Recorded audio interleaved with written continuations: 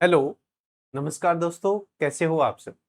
तो आज जो है वो अपने बात करेंगे आरपीएससी सेकंड ग्रेड के बारे में कि आरपीएससी सेकंड ग्रेड में साइंस और मैथ्स का जो अपने एग्जाम हुआ है पीछे, तो उसकी क्या कट ऑफ रह सकती है? क्या इस बार जो है वो आरपीएससी सेकंड ग्रेड में साइंस और मैथ्स में जो है वो पद खाली जा सकते हैं? क्या जो है वो बड़ा परिवर्तन आरपीएससी सेकंड ग्रेड में करना चाहती है? और साथ ही साथ इन दिनों जो परीक्षा पैटर्न में बड़ा बदलाव की जो चर्चाएं चल रही है, वो क्या चर्चाएं हैं, ये पूरी जानकारी अपने देखने वाले हैं। इसके साथ ही साथ देखेंगे क्या आरपीएससी सेकंड ग्रेड की जो है वो नई वैकेंसी लेके आएगा। पूरी चर्चा जो है वो अपने इस सेशन में आगे देखने वाले हैं। तो अगर आप इस चैनल पे पहली बार विजिट कर रहे हो तो चैनल को सब्सक्राइब कर दो। बाकी ये जानकारी अगर आपसे संबंधित है, आपने अगर आरपीएससी सेकंड ग्रेड साइंस या फिर मैथ से दिया है, तो ये पूरी जानकारी आप लास्ट तक हमारे साथ जुड़ के जरूर से देखना। ठीक है, तो अब अपने बात करते हैं कि आरपीएससी में ये साइंस और मैथ्स का जो है कट ऑफ क्या रह सकता है। तो उससे पहले मैं आपको एक फर्स्ट ग्रेड का जो रिजल्ट आ रहा है उसके एक झलक दिखा देता हूं कि उसमें किस प्रकार आपका रिजल्ट आया है। अभी तक जो है वो फर्स्ट ग्रेड के जो रिजल्ट आए हैं उनमें अगर अपने देखें तो कुल 2082 पदों पे, कितने पदों पे, 2082 पदों पे जो है वो आरपीएससी सेकंड फर्स्ट ग्रेड का रिजल्ट आया है, जिसमें से 1522 पद जो है वो खाली गए हैं और 560 कैंडिडेट ऐसे मिले हैं जिनको 2 गुना की सूची में शामिल किया गया है। मतलब साफ है कि यहाँ पे पोस्ट थी 2082, उसमें आपको 2 गुना के जो कैंडिडेट मिले हैं वो मिले हैं 560। ये मैं बात कर रहा हूँ आपके आरपीएससी फर्स्ट ग्रेड की। किसकी?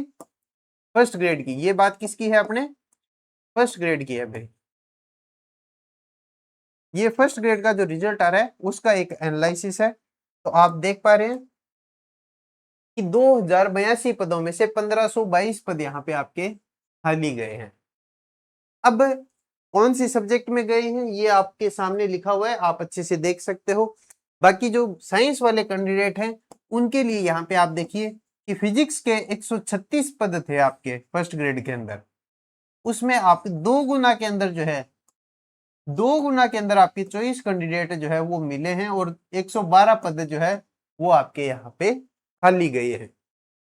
जो फर्स्ट ग्रेड का एग्जाम हुआ था उसका और जो आपका सेकंड ग्रेड का एग्जाम हुआ था उसका अगर रिव्यू देखें, यूट्यूब पे आपके जितने रिव्यू शेयर किए गए हैं और जिन कैंडिडेट से हमारी बातें हुई हैं उनकी अगर अपने एनालिसिस की बात करें, जो उन्होंने एनालिसिस बताया है उसके आधार पे अपने देखें, तो ये जो आपका फिजिक्स का फर्स्ट ग्रेड का रिजल्ट है वैसा ही आपका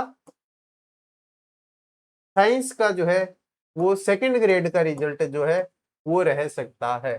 मतलब जितनी सीटें हैं उतने कैंडिडेट नहीं मिलेंगे, उससे कम कैंडिडेट का यहाँ पे सिलेक्शन होगा।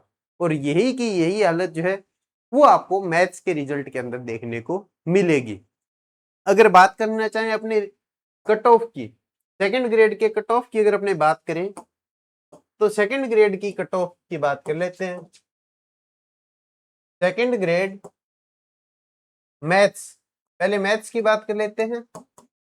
तो मैथ्स में जिस भी कैंडिडेट के जीके में 40, जीके में 40% है और मैथ्स में 40% है और एग्रीगेट जाके आपका 40% बन रहा है, तो यहाँ पे ये पूरी पूरी संभावना है कि आप मैथ से सेकंड ग्रेड में सिलेक्ट हो जाओगे। जीके और मैथ्स में 40-40 और एवरेज जो है वो आपका 40 बन रहा है, तो आपका मैथ्स में जो है सेकंड ग्रेड में सिलेक्शन होने की पूरी पूरी संभावना है। और यही जो है आपके हालात रहेंगे साइंस के। वहां पे जीके के साथ में आपका साइंस में, जीके के साथ में आपकी साइंस में अगर 40% बन रहे हैं तो आपका एग्रीगेट 40 के साथ में भी आपका सिलेक्शन हो जाएगा। मतलब क्या है कि सेकंड ग्रेड में साइंस और मैथ्स में अगर आपके दोनों पेपर में 40-40% बन रहे हैं और एग्रीगेट आपका 40% है, तो आपका जो कंफर्म सिलेक्शन है वो हो जाएगा, कोई भी आपका सिलेक्शन नहीं रोकेगा। ऐसे अभी तक जो आपके रिव्यू हैं उनको देखते हुए जो है वो पूरी संभावना बन रही है। तो ये कट ऑफ रहेगी, आपके इतने संभावना है कि इसमें भी आपके पद खाली रहेंगे। तो ये अगर पद खाली रहते हैं तो भविष्य में जल्दी जो है वो आपको सेकंड ग्रेड की नई भर्ती देखने का भी मौका मिल सकता है। मतलब ये सरकार जाने से पहले आरपीएससी फर्स्ट ग्रेड के साथ साथ आरपीएससी सेकंड ग्रेड का भी जो है वो एक और एग्जाम करवा के नई भर्ती की घोषणा कर सकती है और उसमें भी आपको ज्वाइनिंग मिल सकती है। तो जो साथी अभी सेकंड ग्रेड की तैयारी देके अब रेस्ट कर रहे हैं कि हमारा तो इसमें तो नहीं हुआ, आगे जो भर्ती आएगी उसमें देखेंगे, तो उनको जो है वो रेस्ट अब छोड़ के आगे की जो सेकंड ग्रेड की वैकेंसी आने वाली है, जल्दी जो है ये संभावना है कि एक और भर्ती की घोषणा हो जाएगी। फर्स्ट ग्रेड में पूरे चांस बनते हैं। हमने आपके साथ कल जो है वो एक सेशन शेयर कर दिया है कि किस प्रकार कितने पद खाली गए हैं, कितने पदों पे जो है वो फर्स्ट ग्रेड की आपकी वैकेंसी आ सकती है। तो आप वो वाला सेशन देख लीजिए, उसी को जो है आप ये मान के चलिए यहाँ पे सेकंड ग्रेड में भी जो आपका रिजल्ट है वो फर्स्ट ग्रेड के समान रिपीट होता हुआ नजर आ रहा है, क्योंकि वही सेम पैटर्न जो है वो आपका सेकंड ग्रेड में लागू किया गया है। इन दिनों आरपीएससी पैटर्न चेंज करने की भी बात करी है।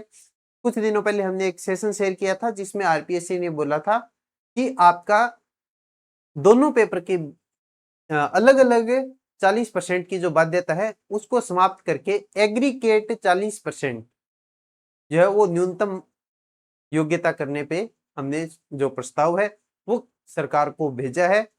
उस पे अगर सहमति बनती है तो आने वाली भर्तियों में जो है वो एग्रीगेट 40% जो है वो न्यूनतम योग्यता हो जाएगी।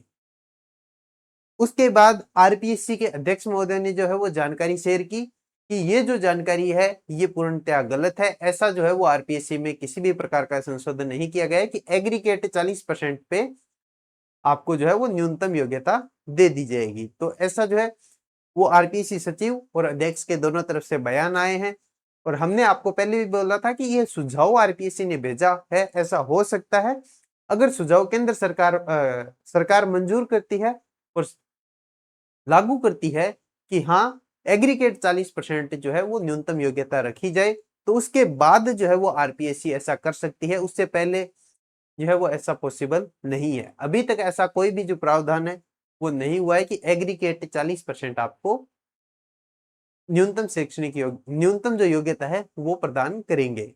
तो ये तो जो बात थी 40% वाली वो है। इसके बाद एक नई चर्चा जो है वो निकल के आई है कि आरपीएससी अपने पैटर्न में चेंज कर रही है।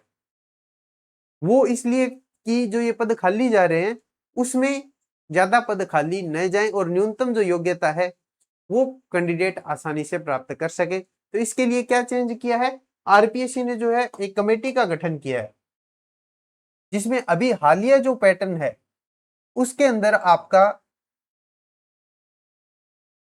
ये होना ये चाहिए कि आपका इजी पोर्शन 40%, मीडियम पोर्शन 40% और हार्ड वाला जो पोर्शन है वो 20% होना चाहिए।